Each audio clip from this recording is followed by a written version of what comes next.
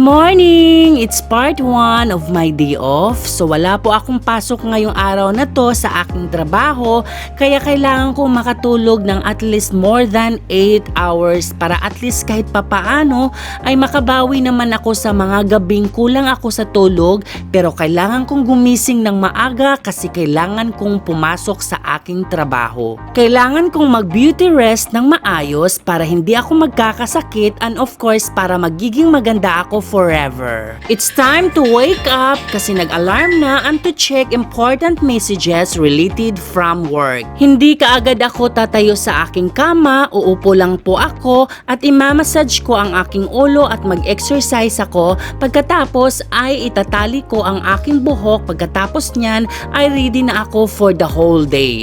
Thank you so much for watching. See you in my next vlog. I love you. Goodbye!